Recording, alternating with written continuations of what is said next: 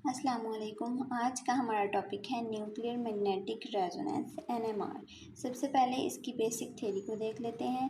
हमें पता है कि जो न्यूक्लियाई हैं वो चार्ज पार्टिकल हैं और सम ऑफ देम जो है वो स्पिन करते हैं अपने एक्सिस के अराउंड, सेम उसी तरह जिस तरह के इलेक्ट्रॉन अपने एक्सिस के अराउंड स्पिन करता है।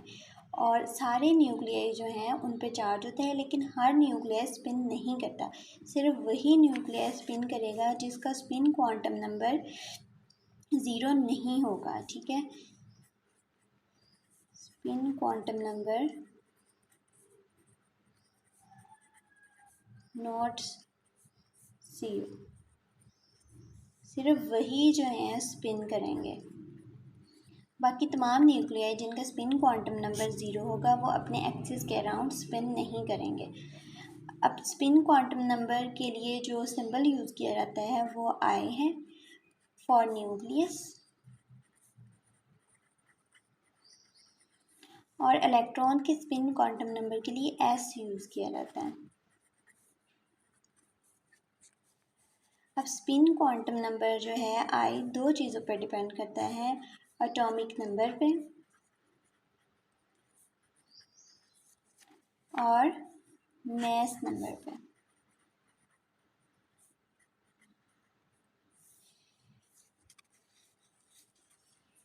अब हम कुछ एग्जांपल्स देख लेते हैं।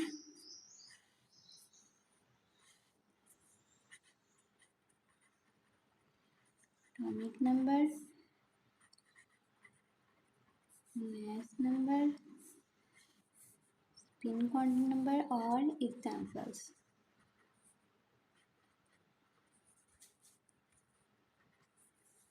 अगर एटॉमिक नंबर हमारे पास इवन हो और मास नंबर भी हमारे पास इवन हो तो स्पिन क्वांटम नंबर की वैल्यू ज़ीरो होगी।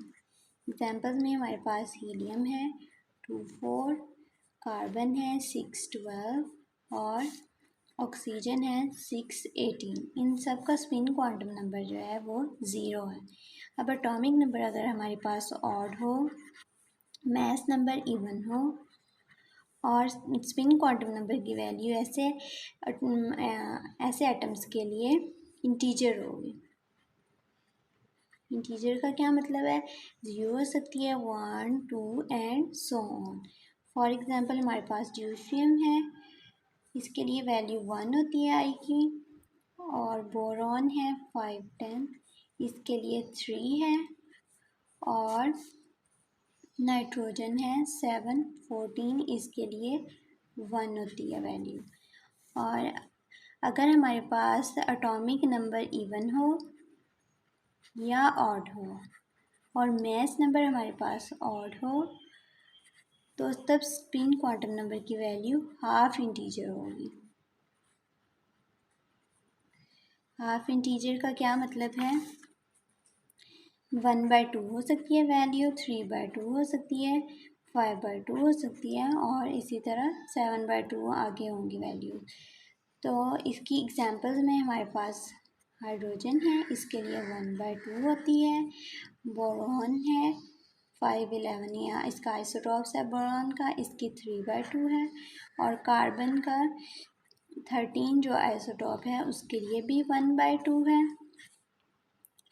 और ऑक्सीजन के 17 आइसोटॉप्स के लिए वैल्यू 5/2 है। ठीक है, हमें पता है कि तमाम न्यूक्लियस प्रोटॉन और न्यूट्रॉन से मिलकर बने हुए हैं एक्सेप्ट हाइड्रोजन। हाइड्रोजन के अंदर सिर्फ सिंगल प्रोटॉन है, और अगर हमारे पास कोई भी पर्टिकुलर न्यूक्लियस है तो उसका स्पिन क्वांटम नंबर उसके प्रोटॉन और न्यूट्रॉन के वेक्टर एडिशन के इक्वल होगा। फॉर एग्जांपल बाहर जो for each proton the value of spin quantum number is 1/2 and for each neutron value will also be 1/2। Her proton और हर न्यूट्रॉन के लिए जो स्पिन क्वांटम नंबर की वैल्यू होगी वो 1/2 होगी। फॉर एग्जांपल हाइड्रोजन है हमारे पास, तो हाइड्रोजन के अंदर जो है वो सिर्फ एक सिंगल प्रोटॉन है, तो इसके लिए इस वजह से इसकी जो स्पिन क्वांटम नंबर की वैल्यू है वो 1/2 है।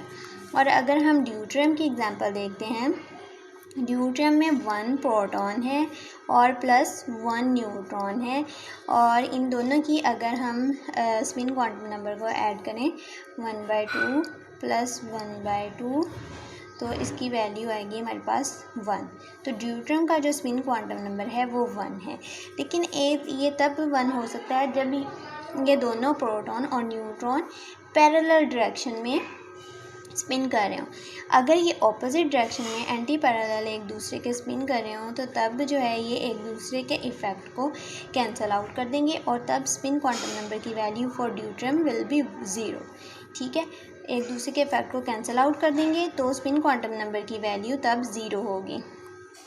लेकिन ये बात याद रखें कि जो स्पिन क्वांटम नंबर की वैल्यू है ये हमेशा एक्सपेरिमेंटली डिटरमिन्ड की हुई होती है।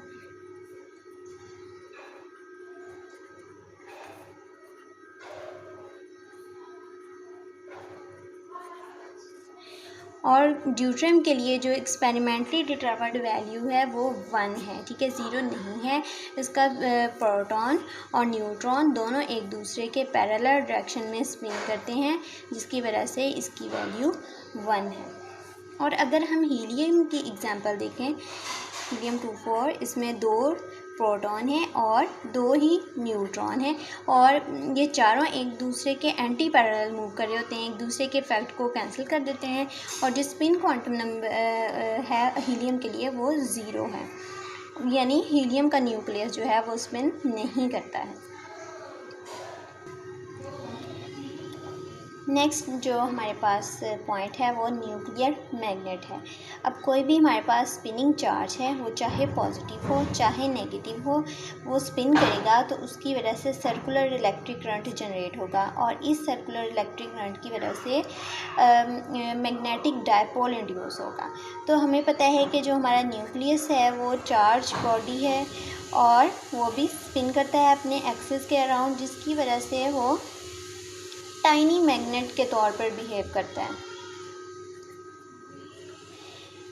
यानी उसमें एक नॉर्थ पोल और एक साउथ पोल जनरेट हो जाता है, और इस टाइनी मैग्नेट को हम लोग बोलते हैं न्यूक्लियर मैग्नेट।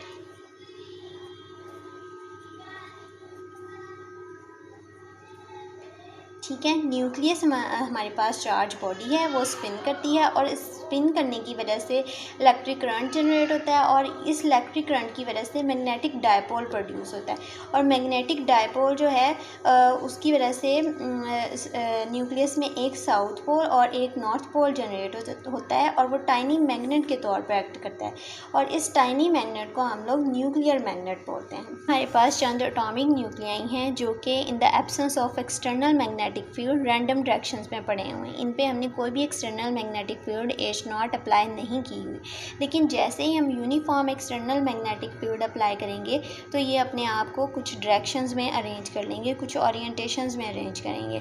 तो नंबर ऑफ़ ओरिएंटेशंस फाइंड करने के लिए कि कितनी डायरेक्शंस में अपने आप को अरेंज कर सकते हैं, ये वाला फार्मूला यूज़ किया जाता है 2I+1। I जो है हमारे पास स्पिन क्वांटम नंबर है।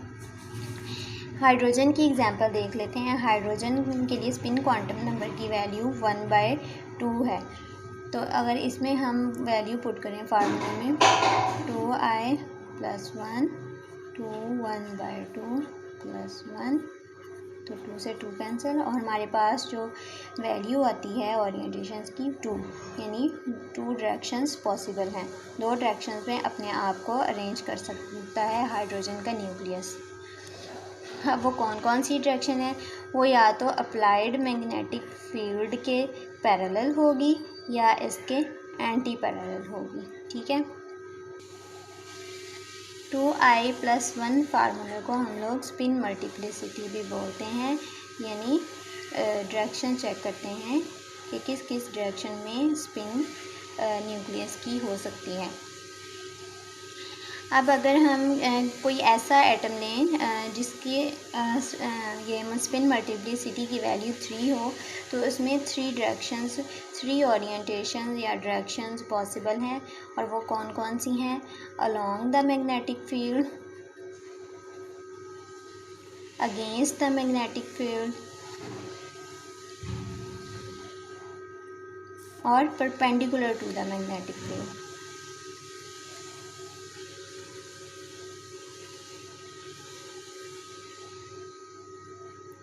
अप्लाइड मैग्नेटिक फील्ड जो अप्लाई करें उसके अलोंग द मैग्नेटिक फील्ड हो सकती है, अगेंस्ट हो सकती है, या फिर परपेंडिकुलर हो सकती है। और अगर किसी न्यूक्लियाई के लिए स्पिन मल्टीप्लिसिटी की वैल्यू 5 आती है तो इसका मतलब है इसमें ज़्यादा डायरेक्शंस पॉसिबल हैं, रैंडम डायरेक्शंस होंगी जो कि हमारे लिए यूज़फुल नहीं हैं। अब जब हम एक्सटर्नल मैग्नेटिक फील्ड अप्लाई करेंगे तो वो न्यूक्लियाई जिसका स्पिन मल्टीप्लिसिटी की वैल्यू जिसके लिए 2 है, वो हमने पढ़ा कि अपने आप को 2 डायरेक्शंस में अरेंज करेगा। एक अलोंग द मैग्नेटिक फील्ड, उसको हम लोग अल्फ़ा स्पिन स्टेट बोलेंगे, और एक अगेंस्ट द मैग्नेटिक फील्ड, उसको बीटा स्पिन बोलेंगे। और अल्फ़ा स्पिन को +1/2 से रिप्रेजेंट करेंगे और बीटा स्पिन के लिए मल्टीप्लिसिटी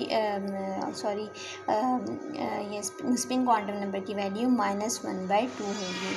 अल्फ़ा स्पिन के लिए +1/2 और बीटा स्पिन के लिए -1/2। In the absence of magnetic field ये दोनों स्पिन स्टेट जो हैं वो डीजनरेट होती हैं। डीजनरेट का क्या मतलब है कि दोनों की एनर्जी सेम ही होती है, लेकिन जैसे ही हम एक्सटर्नल मैग्नेटिक फील्ड अप्लाई करेंगे तो कुछ जो है न्यूक्लियाई वो बीटा स्पिन में चले जाएंगे और कुछ अल्फ़ा स्पिन में चले जाएंगे। और इन दोनों के दरमियान जो एनर्जी डिफरेंस है इसको डेल्टा ई से रिप्रेजेंट करते हैं, और डेल्टा ई जो है वो हमारे पास इक्वल होता है H गैमा H0/2 और अगर फ्रीक्वेंसी के फॉर्म में देखें तो फार्मूला होगा H गैमा H0/2।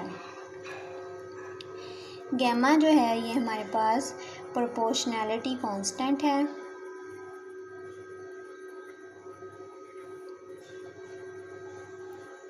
और हर न्यूक्लियाई के लिए इसकी वैल्यू जो है वो पर्टिकुलर होगी। और H0 हमें पता है कि ये अप्लाइड मैग्नेटिक फील्ड है, और H हमारे पास ये प्लांक्स कांस्टेंट है।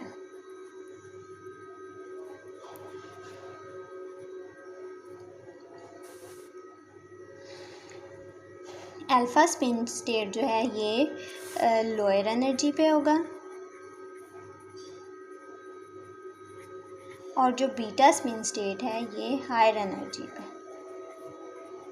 क्योंकि ये अपने आप को अगेंस्ट द ये अप्लाइड मैग्नेटिक फील्ड है, और बीटा स्पिन स्टेट अपने आप को इसके ऑपोजिट अरेंज करेगा, और जो अल्फ़ा स्पिन स्टेट वाला न्यूक्लियस है उसकी स्पिन पैरेलल होगी अप्लाइड मैग्नेटिक फील्ड के। तो इन दोनों के दरमियान डिफरेंस को जो है वो हम लोग डेल्टा ई से रिप्रेजेंट करेंगे, और डेल्टा ई का फार्मूला हमने ये देख लिया है। डेल्टा ई जो है वो हमें पता है H म्यू के इक्वल है, और अगर यहाँ पे डेल्टा ई की जगह हम लोग ये वाला फार्मूला पुट कर दें H0/2 H म्यू, तो ये प्लांक्स कांस्टेंट इस वाले प्लांक्स कांस्टेंट से कैंसिल, तो पीछे फ्रीक्वेंसी की टर्म में जो हमारे पास वैल्यू आती है वो ये है। तो इस तरह जो है वो हमने ये वाला फार्मूला ड्राइव किया। जो प्रोपोर्शनैलिटी कांस्टेंट है उसका फार्मूला है 2πμ/hi। ये जो है हमारे पास मैग्नेटिक मोमेंट है।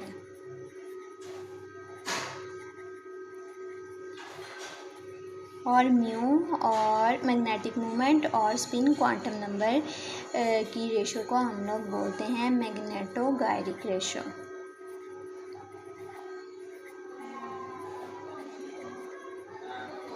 और इसकी वैल्यू हर न्यूक्लियस के लिए पर्टिकुलर होती है। गैमा का यूनिट जो है वो है गॉसेस,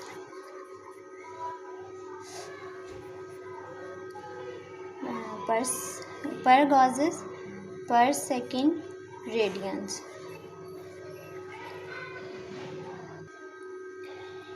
अल्फ़ा स्पिन स्टेट की ट्रांजिशन होती है अगर बीटा स्पिन में बाय एब्जॉर्बिंग सम एनर्जी, तो इसको हम लोग स्पिन फ्लिपिंग बोलते हैं। यानी अब क्वेश्चन ये है कि किस तरह पॉसिबल है कि अल्फ़ा स्पिन स्टेट का न्यूक्लियस एनर्जी अब्जॉर्ब करे और बीटा स्पिन में उसकी बीटा स्पिन स्टेट में चला जाए। तो उसके लिए एक प्रोसेस है, उसको एक्सप्लेन कर देते हैं। जब एक स्पिनिंग न्यूक्लियस पर हम एक्सटर्नल मैग्नेटिक फील्ड अप्लाई करेंगे, H0 हमने अप्लाई की, तो ये स्पिनिंग न्यूक्लियस जो है ये सर्कुलर मोशन में मूव करना शुरू कर देगा इस तरह। सेम उसी तरह जिस तरह अर्थ अपने एक्सिस के अराउंड भी रिजॉल्व करती है और सन के अराउंड भी सर्कुलर मोशन में मूव कर रही होती है, तो सिमिलरली ये न्यूक्लियस जो है सर्कुलर मोशन में मूव करेगा। और इसकी अगर एक और एग्जांपल देखें तो जैसे हमारे पास टॉप होता है लट्टू, वो स्पिन भी कर रहा होता है और अपने एक सर्कल में मोशन भी कर रहा होता है। तो न्यूक्लियस की इस मोशन को हम लोग बोलते हैं लार्मर प्रिसीजन या सिंपली प्रिसीजन बोलेंगे, प्रिसीजन या फिर लार्मर प्रिसीजन। ठीक है। और जिस फ्रीक्वेंसी से ये न्यूक्लियस इस सर्कल में मूव कर रहा होगा उसको बोलते हैं लार्मर फ्रीक्वेंसी या फिर प्रिसीजनल फ्रीक्वेंसी।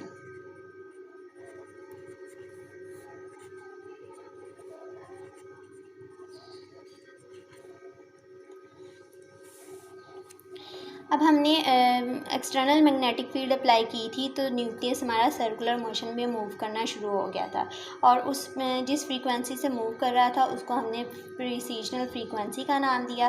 और प्रिसीजनल फ्रीक्वेंसी इक्वल होती है mu beta N H0 over HI के।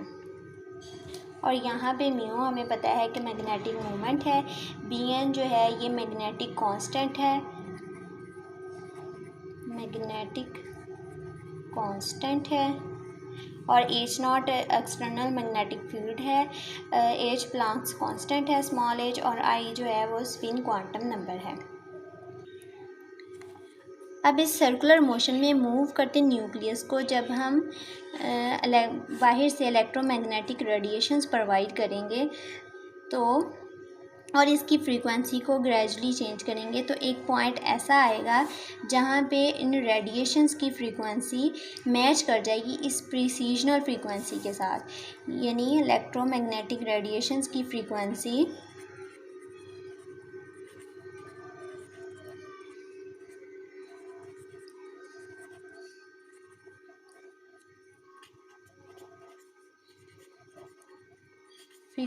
ऑफ इलेक्ट्रोमैग्नेटिक रेडिएशंस इक्वल हो जाएगी इस प्रिसीजनल फ्रीक्वेंसी के साथ।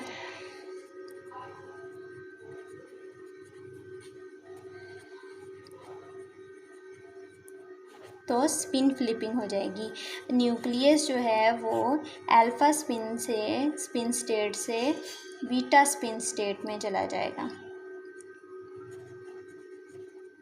ठीक है। जब frequency of applied electromagnetic radiations match कर जाएगी प्रिसीजनल फ्रीक्वेंसी के साथ तो स्पिन फ्लिपिंग हो जाएगी हमारे पास।